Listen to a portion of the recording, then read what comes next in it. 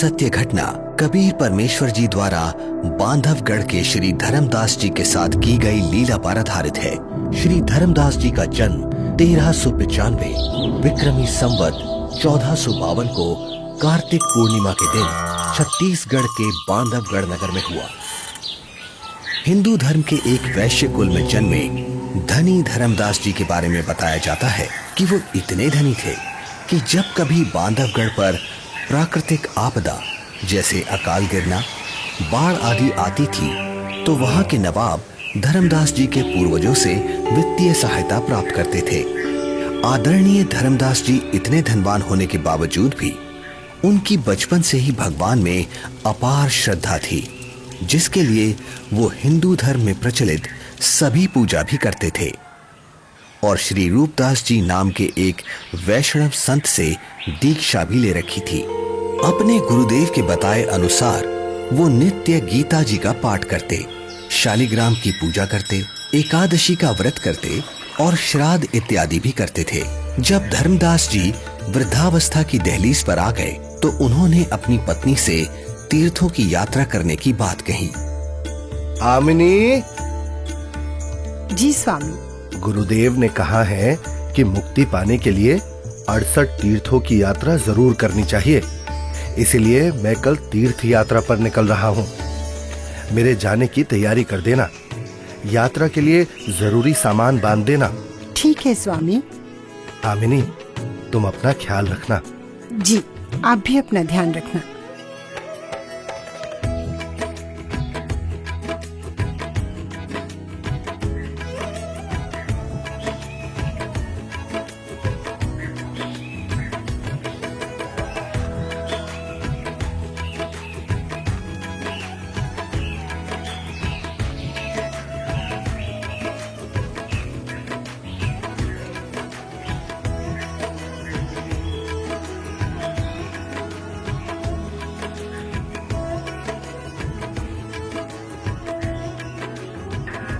मथुरा में तीर्थों की यात्रा करते हुए एक सुबह धर्मदास जी गोवर्धन पर्वत के पास स्थित एक सरोवर के किनारे पहुंचे।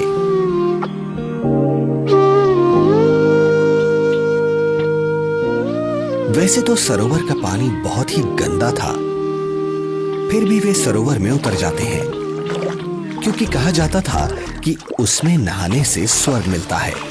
इसलिए धर्मदास जी ने उसमें स्नान किया और फिर अपने ठाकुर जी की पूजा करने लगे।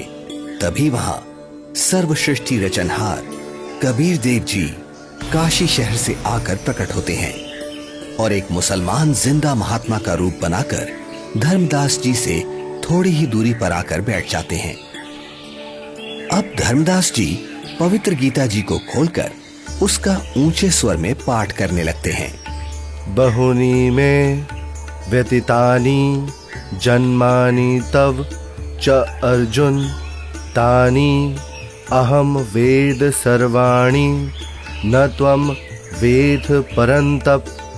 श्री भगवान बोले, हे परंतप अर्जुन, मेरे और तेरे बहुत से जन्म हो चुके हैं, उन सबको तू नहीं जानता, मैं जानता हूं। न तू एव अहम जातु न आसम न त्वम न इमे जनाधिपाः न च एव न भविष्यामः सर्वे वयम अतः परम। ना तो ऐसा ही है कि मैं किसी काल में नहीं था, अथवा तू नहीं था, अथवा ये राजा लोग नहीं थे, और ना ऐसा ही है कि इससे आगे हम सब नहीं रहेंगे।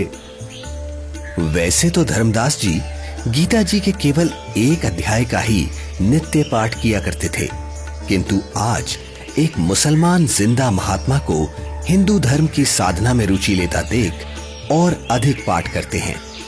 कुछ देर बाद जब धर्मदास जी गीता जी को बंद कर माथे पर लगाकर रखने लगते हैं, तब ये महात्मा जी, आपका ज्ञान तो बहुत ही अच्छा है। आप कौन हैं? पहले तो आपको यहाँ कभी नहीं देखा। हे भक्त, मेरा नाम धर्मदास है। मैं बांधवगढ़ का रहने वाला हूँ। मेरा जन्म वैश्य कुल में हुआ है और हम इतने शुद्ध हैं कि किसी शूद्र को अपने निकट तक नहीं आने देते। कोई जीव हिंसा नहीं करते। जीव हिंसा करना पाप है। पापी पार नहीं होता।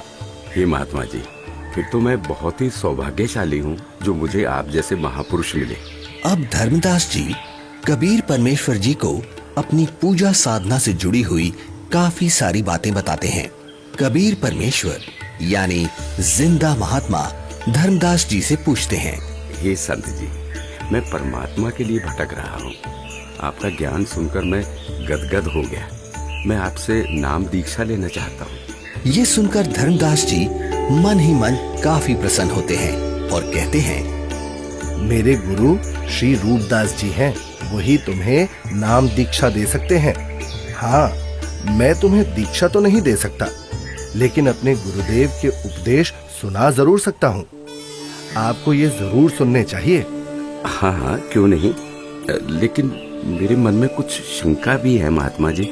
शंका? जी। कैसी शंका जिंदा? पूछिए पूछिए। हे महात्मा जी, मैं जानना चाहता हूँ कि मुझे कौन सी साधना करनी चाहिए जिससे मैं खुदा को पा सकूं। अगर तुम्हें वास्तव में सच्चे अजर अमर परमात्मा की प्राप्ति करनी है तो सुनो, सबसे बड़ा महापाप होता है जीव हिंसा करना। मांसाहारी और जीव हिंसा करने वाला व्यक्ति कभी भी मोक्ष प्राप्त नहीं कर सकता। ठीक है स्वामी, मैं जीव हिंसा नहीं करूंगा। मेरे गुरुदेव श्री रूपदास श्री राम जी और श्री कृष्ण जी का नाम देते हैं, इसीलिए तुम्हें भी हरे राम हरे कृष्ण का जाप करना होगा। 68 तीर्थ करने होंगे और इसके अलावा एकादशी का व्रत, शालीग्राम पूजा यानी मूर्ति पूजा, श्राद्ध करना आदि कर्मकांड करना भी अनिवार्य है। ऐसे मुक्ति मिलती है। धर्मदास जी एक ज्ञानी की तरह कबीर प्रभु को बातें बता रहे हैं और दूसरी तरफ कबीर परमात्मा एक अनभिज्ञ श्रद्धालु की तरह अपने हाथों को जोड़े हुए धर्मदास जी की सब बातें सुनते हैं और बड़े ही विनम्र भाव से बोलते हैं, हे स्वामी, मैं कुछ और शंका समाधान चाहता हूँ, अगर आपकी आज्ञा हो तो। हाँ हाँ, क्यों नहीं, अवश्य पूछिए। स्वामी जी, ये गीता जी का ज्ञान किसने लिखा है? गीता ज्ञान तो स्वयं श्री कृष्ण जी यानी श्री विष्णु भगवान जी ने बोला है। अच्छा। हाँ स्वामी, आपके कहने से मैं अवश्य राम कृष्ण का जाप करूंगा, लेकिन क्या ये जाप गीता में कहीं लिखा है? नहीं, गीता जी में तो नहीं लिखा। पितृ पूजा यानी श्राद्ध आदि कर्मकांड करने, तीर्थों पर भ्रमण करने और व्रत करने के लिए क्या गीता में कहा है? आखिर तुम कहना क्या चाहते हो? कुछ नहीं स्वामी, मैं तो बस ये समझना चाह रहा हूँ, जब गीता जी में व्रत के लिए मना किया गया है तो फिर आप एकादशी के दिन भूखे क्यों मरते हो? तुम भटक गए हो। तुम्हें इन सब साधनाओं का कोई ज्ञान नहीं है, इसलिए ऐसा बोल रहे हो। नाराज ना हो स्वामी जी, आप मेरी शंका का समाधान नहीं करेंगे तो कैसे बात बनेगी? आप ही बताएं, ये सरोवर जिसमें आपने स्नान किया है, जिसको आप मोक्ष पाने का साधन मानते हैं, लेकिन इस जल के अंदर करोड़ों जीव रहते हैं जिन्हें आपने अभी स्नान करते समय अपने हाथों पैरों से रगड़ रगड़ कर मार डाला है, और स्नान के बाद जो जल आप भगवान की मूर्ति को स्नान कराने के लिए लाए, उसमें भी मूर्ति के स्नान कराने से अनेकों जीव मर गए, और आप कहते हैं कि आप जीव हिंसा नहीं करते। एक और बात स्वामी जी, यदि इस सरोवर में नहाने से आपकी मुक्ति संभव है तो फिर इस जल में रहने वाले जीव जंतुओं को तो निश्चित ही मोक्ष प्राप्त हो जाना चाहिए। हे धर्मदास, ये साधना व्यर्थ है, क्योंकि ये गीता शास्त्र के विरुद्ध है। समझ गया। अंततः तुमने अपने धर्म का परिचय दे ही दिया। तुम एक मुसलमान हो, इसीलिए ऐसी बातें कर रहे हो, क्योंकि एक मुसलमान ही हिंदू धर्म पर सवाल उठा सकता है।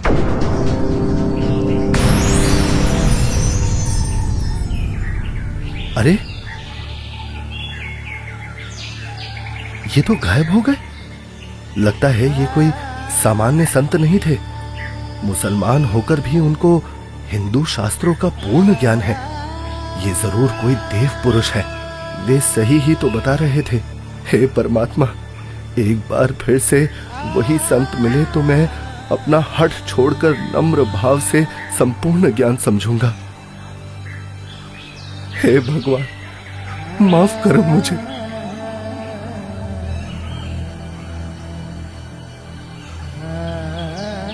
वास्तव में गीता जी में कहीं भी हरे राम हरे कृष्ण मंत्र नहीं लिखा है। अपितु पितर पूजा, भूत पूजा, देवताओं की पूजा गीता अध्याय 9 श्लोक 25 में व्यर्थ कहा है। मैं महामूर्ख, मंद बुद्धि, इतना दुर्भाग्यशाली हूं कि संपूर्ण ज्ञान सुने बिना एक महान पुरुष को नाराज कर दिया। हे भगवान, मुझे माफ करो। उस महान आत्मा से फिर मिला दो। मैं इस बार उनकी सारी बातें मानूंगा।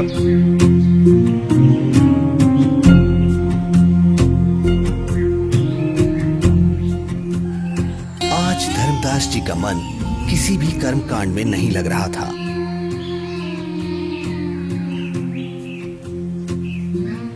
तब उन्होंने सब कार्य छोड़कर खाना बनाने के बारे में सोचा। भगवान का प्रसाद बना लेता हूँ और फिर उन महापुरुष की खोज करता हूँ।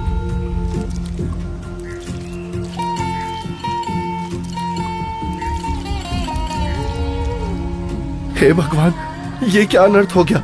इस लकड़ी में तो हजारों चींटियां अंडों सहित मर गई होंगी। हे भगवान, आज जैसा अनर्थ तो कभी नहीं हुआ। बहुत बड़ा पाप कर दिया मैंने। मैं इस पाप से बने हुए भोजन को कदापि नहीं खा सकता। एक काम करता हूँ, इस भोजन को लेकर किसी साधु संत को खिला देता हूँ और स्वयं आज निराहार रहता हूँ, जिससे मैं पाप मुक्त हो जाऊंगा।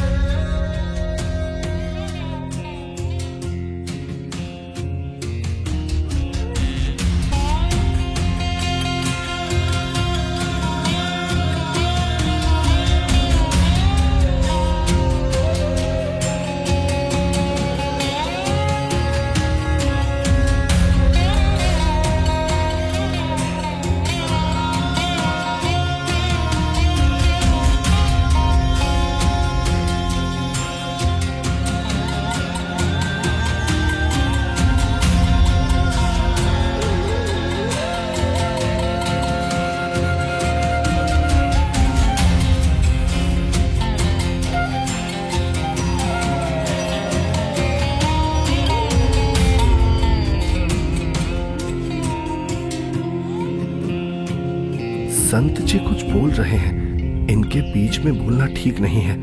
मुझे अवश्य ये सुनना चाहिए। मन तू मान सरोवर नारे, यहाँ न भटका खारे। सूरजमुखी फूल जा फूले, शंख पद्म उजियारा। गंगा यमुना मद सरस्वती, वातरवेणी की धारा। मन तू मान सरोवर नारे, यहाँ न भटका खारे। जहाँ कमोदनी चंद्रगता है, कमल कमल मद तूरा। अनहद नाद अजब धुन होई, जाने सतगुरु पूरा। मन तू मान सरोवर नारे, यहाँ न भटका खारे। ओ गट घाट विषम है दरिया, नहावे संत सुजाना। ओ गट घाट विषम है दरिया, नहावे संत सुजाना। मोक्ष मुक्ति के पर भी ले रे, साक्षी है ससीवाना। मन तू मान सरोवर नारे, यहाँ न भटका खारे। जावा हंस कोलाहल करते हैं, मोती मुक्ता खाऊं। ऐसा देश हमेश हमोरे, अमृत भोजन पाई मन तू मान सरोवर नारे, यहाँ न भटका खारे। शंखों लहरे मेहर की उपजे, कर नहीं जा कोई। शंखों लहरे वहाँ मेहर की उपजे, कर नहीं जा कोई। दास गरीब अचल अविनाशी, सुख का सागर सोई मन तो मान सरोवर नारे, यहाँ न भटका खारे मन तो मान सरोवर नारे, यहाँ न भटका खारे। जो पहले मिला वो जिंदा महात्मा तो मुसलमान था, और ये लाल वस्त्र पहने हुए संत जी तो अपने हिंदू धर्म के जान पड़ते हैं, और बातें भी बिल्कुल जिंदा महात्मा वाली ही बता रहे हैं। इनका शिष्य बनने में शर्म भी नहीं आएगी। उस जिंदा से उपदेश लूंगा तो लोग निंदा करेंगे कि मुसलमान का शिष्य बन गया। इनसे ज्ञान प्राप्त करना उचित रहेगा। कहते मन मान सरोवर नाण रे, जल के जंतु रे जल माही, आठों बखत बिहान रे, आठों बखत बिहान रे। मन मान सरोवर नाण रे, जल के जंतु रे जल माही, आठों बखत बिहान रे। 184 जल के बासी, ये भुगते चारों खान रे। चेतन वो कजड़ को पूजय, गांठ बांध पाषाण रे। भाई मरकट कहाँ चंदन के लेपे, क्या गंग नवाय सवान रे। अर सुधी हो न पूछता सकी, वो छोड़ को न बाण रे। 12 कोट जहां जम किंकर, बड़े बड़े दैत हवान रे। धर्म राय की दरगाह माही, ओरई खेचा ताण रे। फेरे ओरी खेचा ताण रे। मैं जो साधना कर रहा हूँ उससे यमदूतों द्वारा दिए जाने वाले कष्ट नहीं टलते। इसका मतलब ये सब साधना तो व्यर्थ है। हे महात्मा जी, कृपया भोजन ग्रहण करें। रख दे धर्मदास, बहुत भूख लगी है। इन्हें कैसे मालूम कि मेरा नाम धर्मदास है? मैं भंडारा करता रहता हूँ, शायद इसीलिए ये मुझे जानते हैं।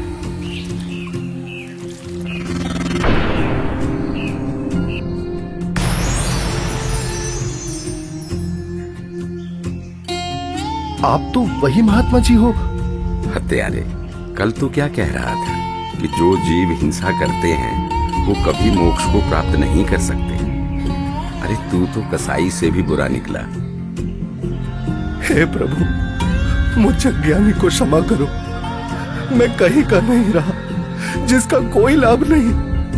और शास्त्र अनुकूल साधना किससे मिले, ये आप ही बता सकते हैं। मैं आपसे पूर्ण आध्यात्मिक ज्ञान सुनने का इच्छुक हूँ।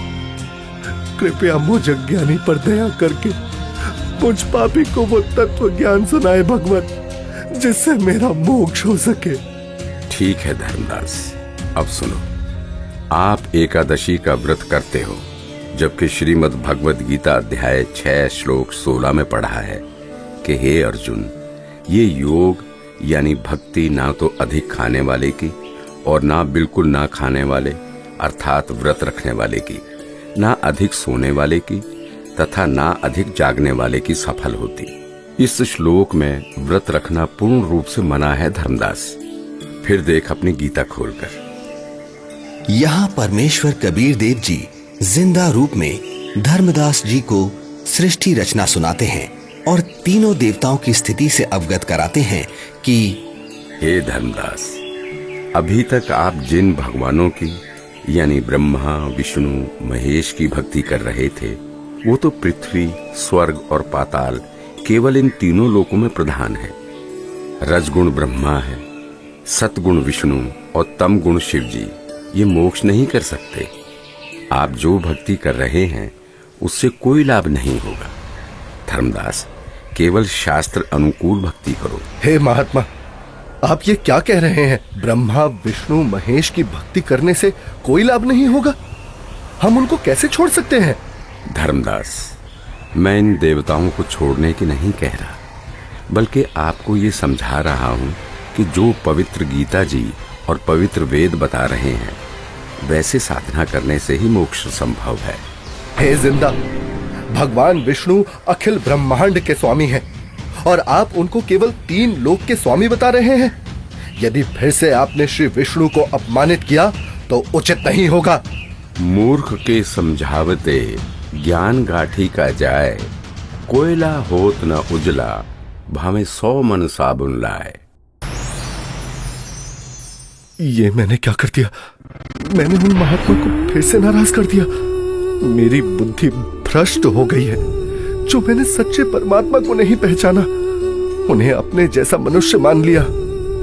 हे भगवान, मुझे क्षमा करो। अब जिस पूजा को मैं कर रहा हूं वो कर नहीं सकता और आपकी बात मैंने सुनी नहीं। हे भगवान, मुझे सत्मार्ग दिखाओ, नहीं तो मैं आत्मघात कर लूंगा। मुझे परमात्मा की सच्ची भक्ति चाहिए। अब परमात्मा के अंतर्ध्यान हो जाने से व्याकुल धर्मदास जी अपने आप को कोसते हुए तीर्थ यात्रा को बीच में ही छोड़कर घर को चल पड़ते हैं। रास्ते में धर्मदास जी एक बगीचे में विश्राम करने के लिए रुकते हैं, जहां अक्सर सभी तीर्थयात्री विश्राम के लिए रुका करते हैं। जहां धर्मदास जी चिंतन करते हैं कि पूर्ण परमात्मा की साधना तो मेरे को मिली नहीं और पहले वाली साधना मैं नहीं करूं तो कहीं मैं पाप का भागी ना बन जाऊं। इसलिए धर्मदास जी मूर्ति निकालकर वापस उन्हीं की पूजा करने लगते हैं। तभी दयालु परमात्मा कबीर देव जी पहले की तरह संत रूप बनाकर वहां प्रकट हो जाते हैं, जिन्हें देख धर्मदास की खुशी का ठिकाना ही नहीं रहता।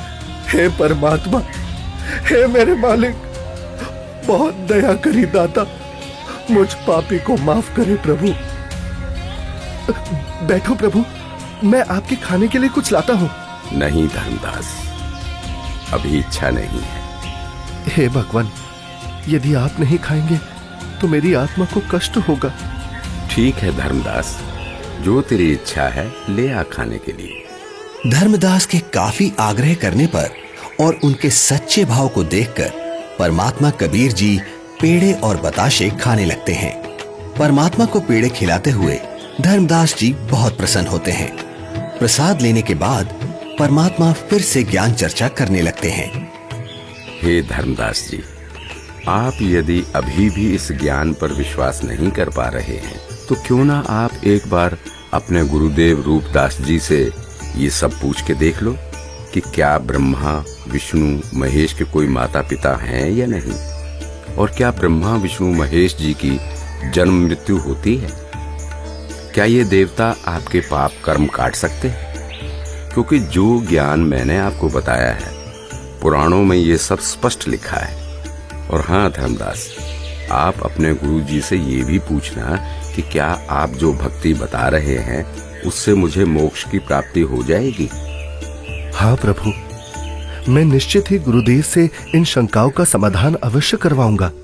इसके बाद कबीर प्रभु वहां से चल पड़ते हैं। धर्मदास जी कबीर परमात्मा जी को बेहद व्याकुलता में एकटक देखते जा रहे हैं। प्रभु, प्रभु! लेकिन धर्मदास जी के लिए ये परिस्थिति बहुत असामान्य हो जाती है। धर्मदास जी इतना व्याकुल हो जाते हैं कि वो परमेश्वर कबीर साहिब जी को छोड़ना नहीं चाह रहे थे और पहले वाली साधना भी छोड़ना धर्मदास जी के लिए बहुत मुश्किल हो रहा था। कबीर प्रभु के जाने के बाद धर्मदास अपनी शंकाओं के समाधान के लिए अपने गुरु रूपदास जी के आश्रम की तरफ निकल पड़ते हैं।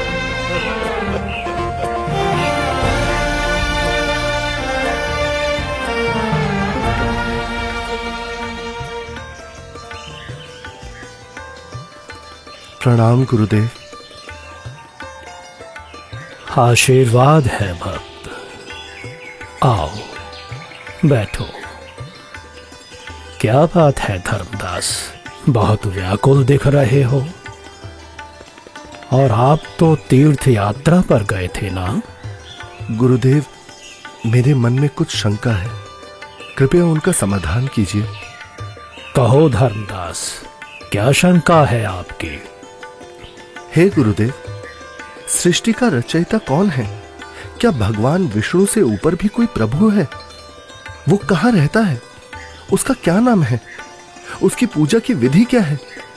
और गुरुदेव, क्या आपने जो भक्ति साधना मुझे बताई है, क्या उससे मेरा मोक्ष हो जाएगा?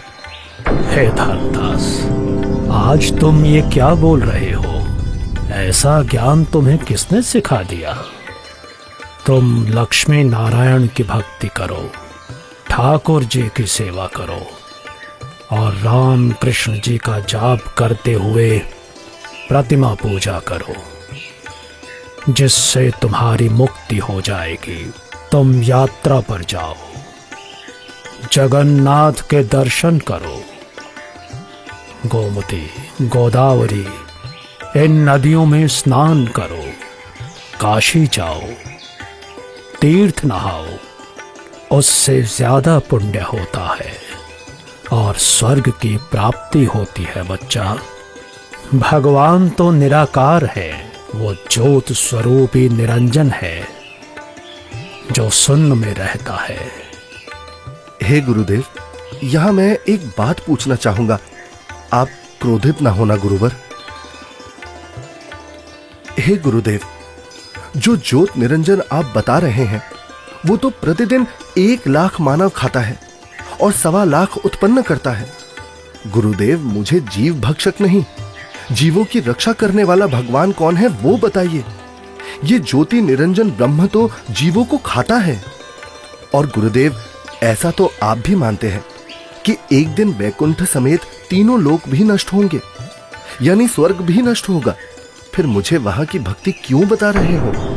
गुरुदेव, मुझे उस अविनाशी स्थान के बारे में बताओ जिसका जिक्र गीता अध्याय 18 श्लोक 62 में किया है कि हे अर्जुन, तू सर्वभाव से उस परमेश्वर की शरण में जा, उसकी कृपा से ही तू परम शांति को और सनातन परम धाम शाश्वतम स्थानम अविनाशी लोक को प्राप्त होगा। इस प्रकार धर्मदास जी जिंदा बाबा रूप में मिले परमेश्वर कबीर जी से सुनी सृष्टि रचना के आधार पर काफी तर्क रखते हैं, जिसके पश्चात गुरु रूपदास जी कहते हैं, बेटा धर्मदास, जो ज्ञान मेरे पास था वो सब मैंने आपको बता दिया है। इससे आगे का मुझे कोई ज्ञान नहीं है। जो महात्मा आपको मिले हैं वो अवश्य ही कोई पहुंचे हुए महापुरुष हैं। हे गुरुदेव, मुझसे कोई गलती हुई हो तो माफ करना, किंतु जिसने मुझे ये तत्व ज्ञान बताया है, अब मैं उन्हीं के चरणों में जाऊंगा। आज के बाद वही मेरे सद्गुरु होंगे। ठीक है धर्मदास, आप उनको अपना सद्गुरु बनाओ और उनके अनुसार बताई साधना कर लो। इसके बाद धर्मदास जी गुरु रूपदास जी को प्रणाम करके वहां से अपने घर की तरफ निकल पड़ते हैं।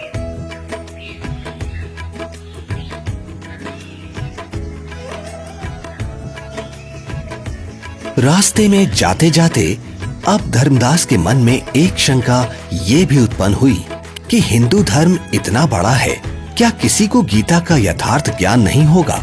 अवश्य कोई ना कोई साधु महात्मा मंडलेश्वर गीता में कहे उस परमेश्वर परम अक्षर ब्रह्म के विषय में जानता होगा। इसके बाद धर्मदास कई प्रसिद्ध हिंदू संतों से मिलते हैं। सबको पहले 1 रुपया दान देते हैं ताकि संत मेरे को अपने दिल की बात गुप्त रहस्य बताएगा, क्योंकि जो भक्त अधिक दक्षिणा देता था तो संत उससे अधिक स्नेह से बात करते थे। उस समय 1 चांदी का रुपया आज के 10,000 रुपए के लगभग कीमत का होता था। सबसे पहले धर्मदास जी एक वैष्णव महामंडलेश्वर श्री ज्ञानानंद जी के पास जाते हैं, जिनका बहुत अधिक बोलबाला था। हे संत जी, क्या श्री ब्रह्मा जी, श्री विष्णु जी और श्री शिव जी के कोई माता पिता हैं? बच्चा, इनका कोई जन्म मरण नहीं होता, इसलिए माता पिता का तो सवाल ही नहीं उठता। इतना सुनकर धर्मदास जी वहां से चल पड़ते हैं।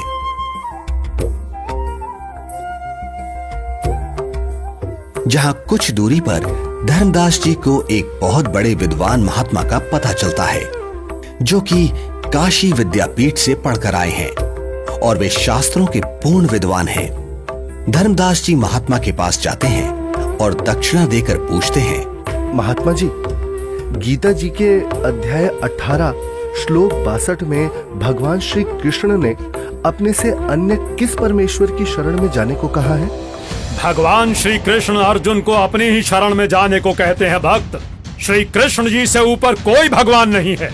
इस प्रकार धर्मदास जी बहुत से संत महंत मंडलेश्वरों के पास जाते हैं और सभी से एक जैसे ही प्रश्न करते हैं, किंतु उत्तर किसी का संतोषजनक नहीं मिलता।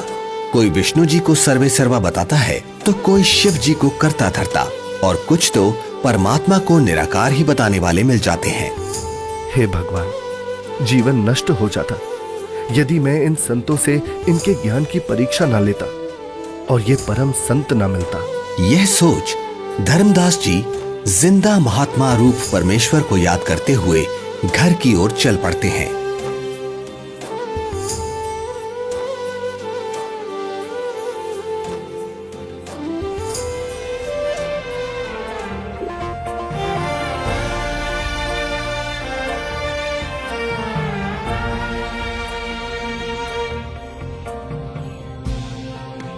जहां मार्ग में एक नदी आती है, जिसके किनारे वृक्ष के नीचे एक हिंदू संत विराजमान दिखाई देते हैं, जिनके पास 4-5 व्यक्ति भी बैठे हैं।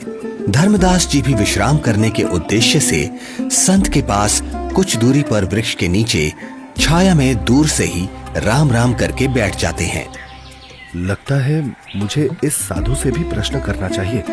अरे नहीं नहीं, जब बड़े बड़े मंडलेश्वरों को ज्ञान नहीं, जिनके पास हजारों शिष्य हैं, तो फिर इसके पास तो क्या ही होगा। यहाँ तो बस 4-5 वृद्ध ही तो बैठे हैं। आदेश महाराज, आदेश। हे धर्मदास, हिंदू मंडलेश्वरों ने बता दिया वो परमेश्वर कौन है। मुझ पापी अवगुण हारे को क्षमा करो महाराज, मैंने बड़ी भारी भूल की है।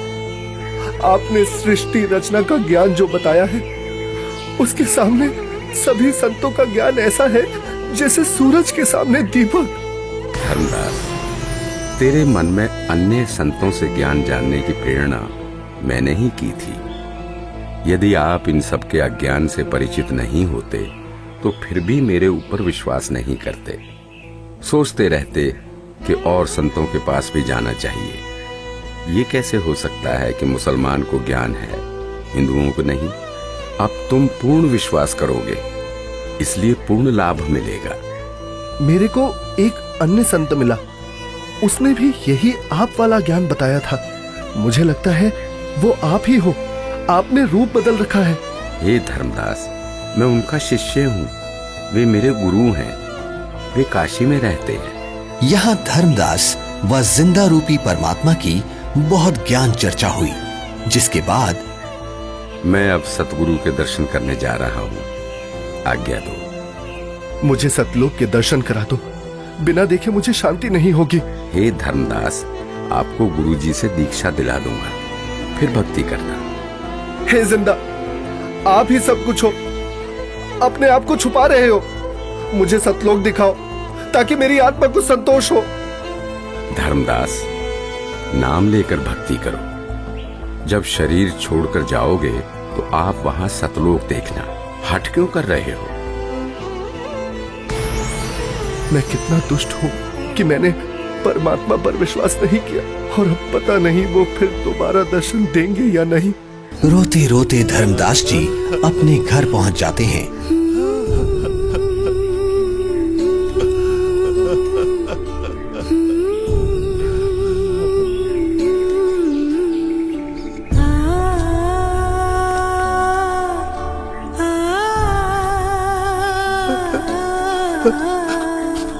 उनकी ऐसी हालत देख और यात्रा से जल्द ही वापस लौटने पर पत्नी आमनी देवी भी हैरान हो जाती है और बार बार धर्मदास जी से उनके रोने का कारण पूछती है।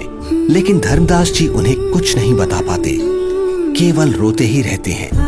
फिर काफी देर बाद क्या हुआ स्वामी, क्या हुआ? कुछ तो बताइए, आखिर क्या हुआ आपके साथ? लगता है इनके पैसे किसी ने लूट लिए हैं। क्यों कच्चा मन कर रहे हो जी? किसी ने यात्रा में आपका धन लूट लिया तो कोई बात नहीं, आपके पास धन की कमी थोड़ी है, और ले जाना, भगवान ने बहुत दे रखा है। आमिनी, यदि रुपए पैसे वाला धन लुट गया होता तो मैं और ले जाता। मेरा तो ऐसा धन लुट गया है आमिनी, जो शायद अब मुझे कभी ना मिले, और वो मैंने अपने हाथों अपनी मूर्खता से गंवाया है। धर्मदास जी जिंदा महात्मा से हुई सर्व ज्ञान चर्चा और उनसे सुनी सृष्टि रचना आमनी देवी को सुनाते हैं। आपने भगवान को क्यों नहीं पहचाना स्वामी? ये क्या किया आपने? बनिया होते हुए भी आप ये सौदा कैसे चूक गए? इसी बात का तो दुख है आमिनी। जीवन में पहली बार मुझसे इतनी भारी भूल हुई है।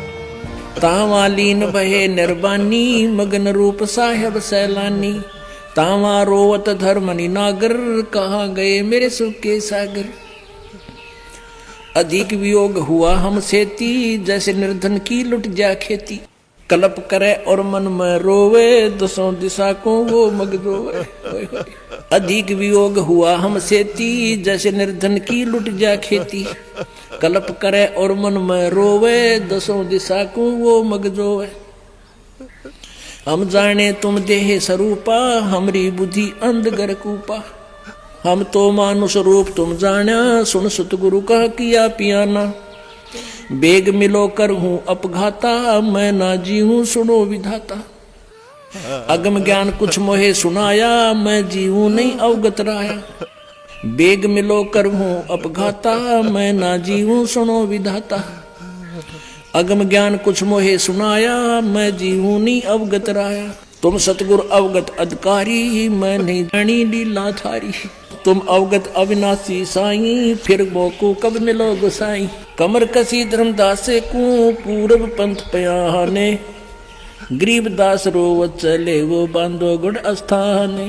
अब धर्मदास रोजाना अपने घर के आसपास, जंगलों में, नदियों के पास, नगरों में और दूसरी अलग अलग जगह पर काफी सारे धर्मगुरु, संत, महंत, मंडलेश्वर, आचार्य, शंकराचार्य के पास जा जाकर परमात्मा को ढूंढने लगे। कहीं वेश बदल कर बैठे हों, इसलिए प्रश्न भी करते कि श्री ब्रह्मा जी, श्री विष्णु जी, श्री शिव जी के माता पिता कौन है, वो परमात्मा कौन है। परंतु उत्तर ठीक नहीं होता था। तो स्पष्ट था ये साधु संत परमात्मा जिंदा नहीं है। 6 महीने तक जिंदा बाबा नहीं मिले। तब एक दिन, हे स्वामी, आप ऐसे मत रोइए, भला रोने से कोई समाधान थोड़ी ना होगा। कुछ याद कीजिए स्वामी, उन्होंने कुछ तो बताया होगा कि वो किस प्रकार मिलते हैं, कहाँ मिलते हैं। हाँ, याद आया आमिनी, उन्होंने ज्ञान चर्चा करते समय बताया था। जहाँ कहीं भी धर्म भंडारे चल रहे होते हैं, मैं वहाँ जरूर उपस्थित होता हूँ और अपनी प्यारी आत्माओं को ज्ञान समझाता हूँ। धर्मदास, क्या धर्म भंडारा? फिर तो स्वामी क्यों ना हम धर्म भंडारा ही करवा दें। हाँ, यही सही है। 3 दिन का धर्म भंडारा करते हैं।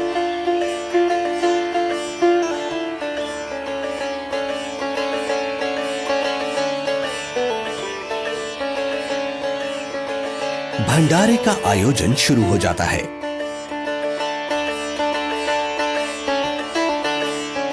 दूर दूर से साधु महात्मा भंडारे में आने लगते हैं।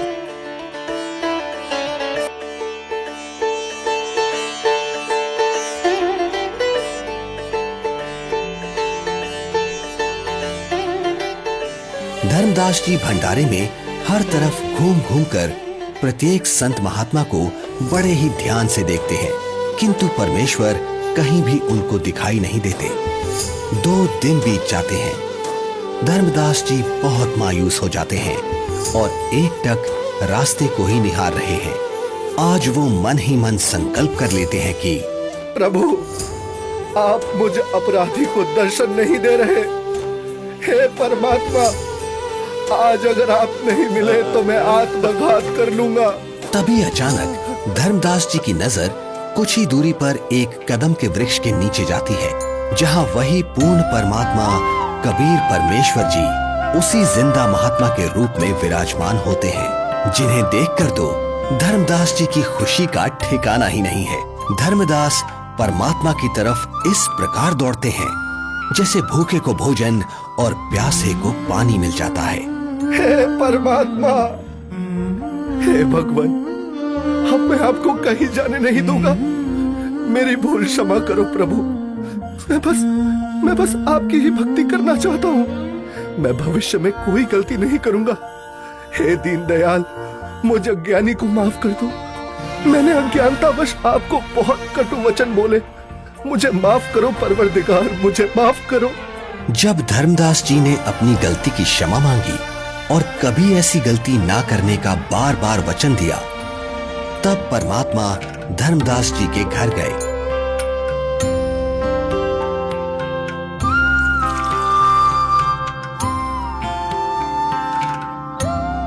जहां आमनी देवी और धर्मदास जी दोनों ने परमात्मा की बहुत सेवा की और उनसे नाम दीक्षा ली। हे प्रभु, आपका बच्चा बहुत नरम दिल का है। इतना रोया मैं भी रुला दी। आपकी तड़प में दिन रात रोता रहा। मैं बार बार हिम्मत हौसला दिलाती, परमात्मा अवश्य मिलेंगे। ये रोते हुए कहते, हमने अब नहीं मिलेंगे। मैंने उनको बहुत बार परेशान किया अपनी मूर्खता व अज्ञान के कारण। फिर रोने लग जाते।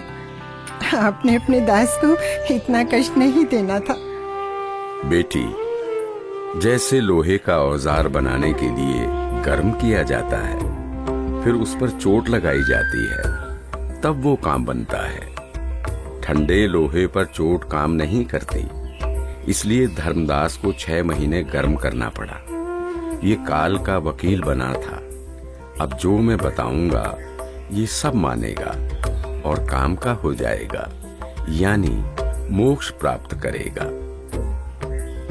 धर्मदास, आपको वो भगवान मिला है जिसको पाने के लिए राजाओं ने राज त्याग दिए, ऋषियों ने शरीर तक गला दिए। इसलिए अब खूब भक्ति करो ताकि आप हमेशा हमेशा के लिए सतलोक के निवासी बन सको, जहां आपको इतना सुख मिलेगा जो स्वर्ग क्या महास्वर्ग में भी नहीं है। सुंदर बाग, सदाबहार फलदार वृक्ष और दूधों की नदियां बहती हैं, जहां सुंदर नर और नारी रूप में हंस आत्माएं रहती हैं। वे कभी वृद्ध नहीं होते और वहां जाने के बाद कभी मृत्यु भी नहीं होती। धर्मदास, हे महाराज, नाराज ना होना।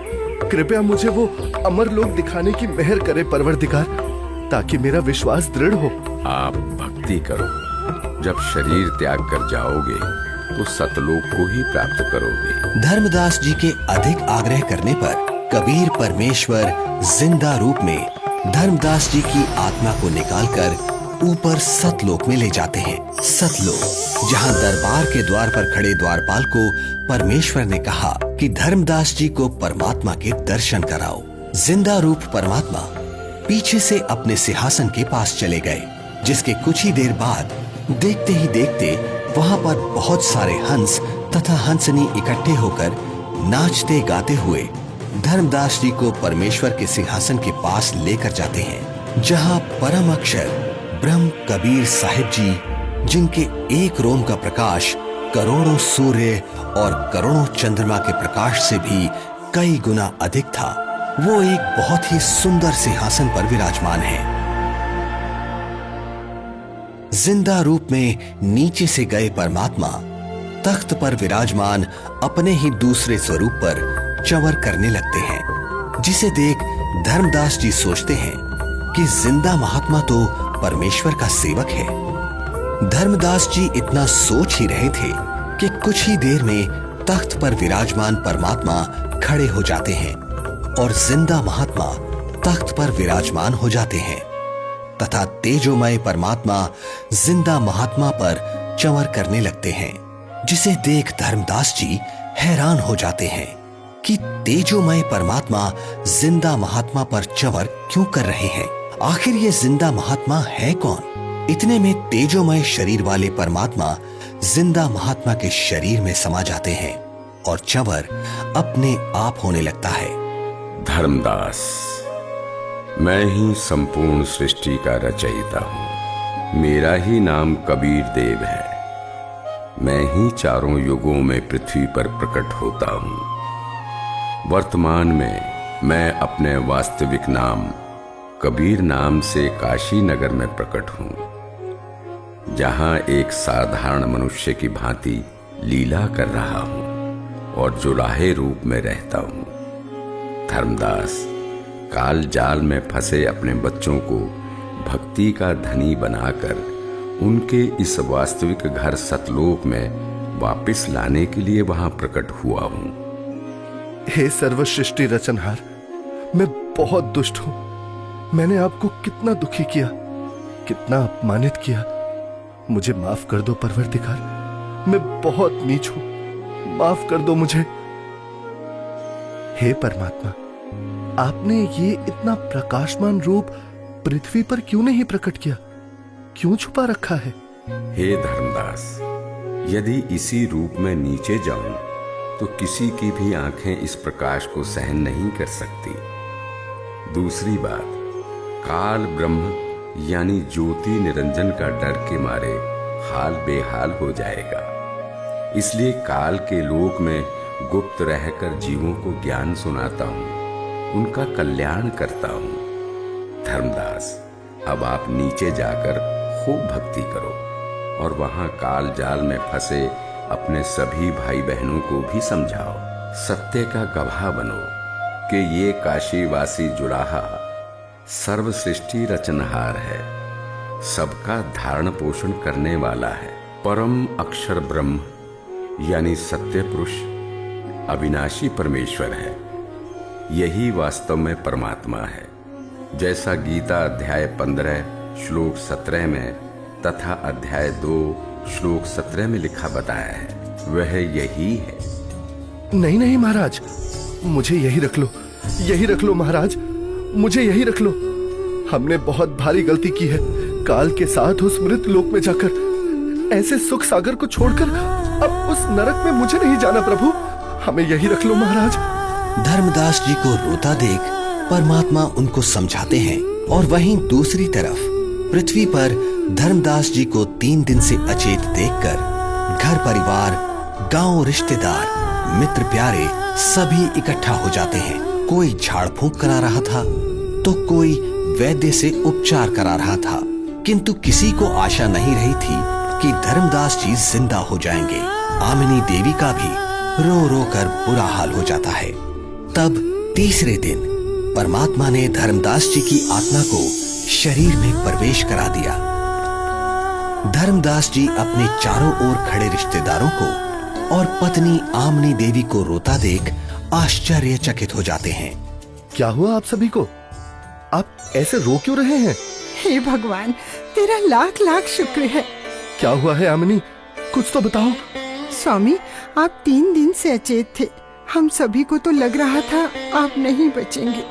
आमिनी, वो जिंदा महात्मा ही सर्व सृष्टि के रचनहार हैं। उनके सामने ब्रह्मा, विष्णु, महेश, दुर्गा, गणेश, क्षर पुरुष, अक्षर पुरुष कुछ भी नहीं है। वही मुझे अपने सतलोक लेकर गए थे। वहां हम सभी के बड़े बड़े महल हैं, दूधों की नदियां, सदाबहार फलदार वृक्ष हैं। वहीं एक बहुत ही विशाल और भव्य सिंहासन पर पूर्ण ब्रह्म कबीर साहिब जी विराजमान हैं, जिनके एक रोमकूप के सामने करोड़ों सूर्य और चंद्रमा भी फीके हैं। सतलोक का वर्णन करते हुए अचानक धर्मदास जी को परमात्मा के काशी में प्रकट होने वाली बात याद आती है, जिसके बाद धर्मदास जी काशी नगर में जाकर कबीर जुलाहे रूप में आए परमात्मा की झोपड़ी का पता करते हैं। जहां असंख्य ब्रह्मांडों के स्वामी कबीर परमेश्वर जी को कपड़ा बुनने का कार्य करते देख धर्मदास जी को बड़ा ही आश्चर्य होता है। हे प्रभु, मुझ अज्ञानी को क्षमा करो प्रभु। मुझे विश्वास नहीं हो रहा था कि आप ही परमात्मा हैं, आप ही परम अक्षर ब्रह्म हैं। इस वेशभूषा में तो आपको कोई भी नहीं पहचान सकता। इसके बाद परमेश्वर कबीर जी ने धर्मदास जी को सतनाम दिया, जिसे पाकर धनी धर्मदास जी बहुत खुश होते हैं। हे प्रभु, बड़ी दया करी आपने, मेरा तो जीवन सफल हो गया। बेटा धर्मदास, अब आप अपने घर जाओ और भक्ति करो, मैं वहीं आऊंगा। जी जरूर आना परमात्मा। वहां मेरे बेटे को भी समझाना और आमिनी को भी सतनाम देना। ठीक है बच्चा, मैं जरूर आऊंगा। हे परमात्मा, आप बहुत दयालु हो जो आपने हमें शरण में ले लिया। हे प्रभु, आपने हम दोनों को तो शरण में ले लिया, किंतु मेरा एक लौता पुत्र नारायण दास, वो काफी समझाने के बावजूद भी आपके इस सत्य ज्ञान को स्वीकार नहीं कर रहा। बेटा धर्मदास, तेरे बेटे नारायण दास के रूप में काल ने तुम्हारे घर पर अपना दूत भेज रखा है। वो नहीं मानेगा। आप इसको मत देखो, अपनी भक्ति पर ध्यान दो। यह बात सुनकर धर्मदास को बहुत दुख हुआ और विश्वास नहीं हुआ कि मेरा बेटा नारायण दास काल का दूत है। परमात्मा समझ गए कि धर्मदास पुत्र मोह में अपना जीवन नष्ट करेगा। धर्मदास, आप पुत्र को बुलाओ, मैं भी समझाता हूँ। बच्चा है, मान जाए तो। बेटा नारायण दास, आज गुरुजी आए हैं, उनके चरण स्पर्श कर आशीर्वाद ले ले, तेरा भी कल्याण हो जाएगा बेटा। पिताजी, आपके ऊपर इस जुलाहे ने जादू कर दिया है, आपका दिमाग खराब कर दिया है। आपने देवी देवताओं व पितर पूजा छोड़ दी है। मैं उसकी शक्ल भी नहीं देखना चाहता। बेटा, एक बार चल, फिर ना जाना। धर्मदास जी के अधिक आग्रह करने पर नाराज अवस्था में नारायण दास चल पड़ता है। जाकर थोड़ी दूरी पर कमरे में सतगुरु के सामने बैठ जाता है। परमात्मा समझाने लगते हैं, किंतु नारायण दास कुछ भी समझने को तैयार नहीं होता। बेटा, पूर्ण परमात्मा की भक्ति करो, आपका भी मोक्ष हो जाएगा। मैंने नहीं सुननी आपकी झूठी कहानी। धर्मदास, देख, बेटा नारायण दास कितना सुंदर है, भोला भाला है।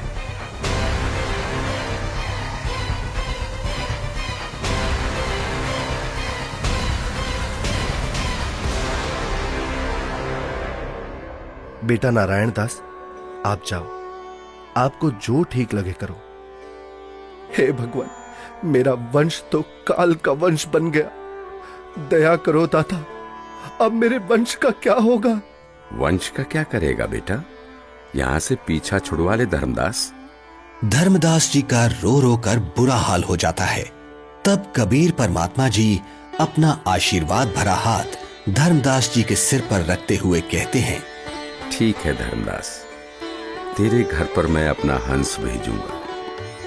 तू वंश की चिंता करता था धर्मदास, तेरा 42 पीढ़ी तक वंश चलेगा, तू चिंता मत कर।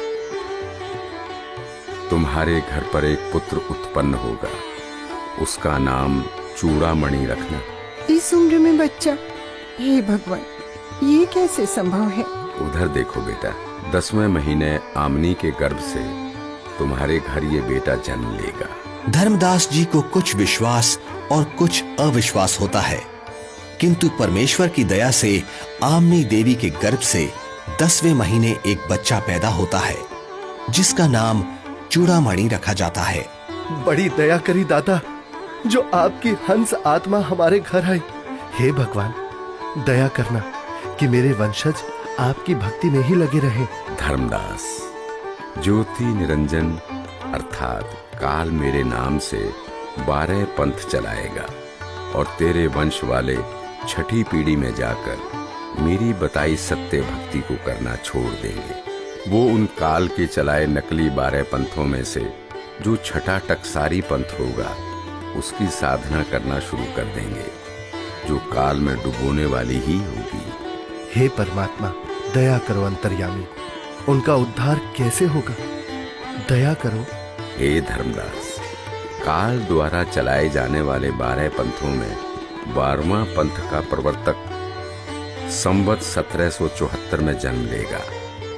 उस पंथ समेत सब 12 पंथों के पंथी मेरी वाणी का गलत अर्थ लगाकर गलत साधना करेंगे।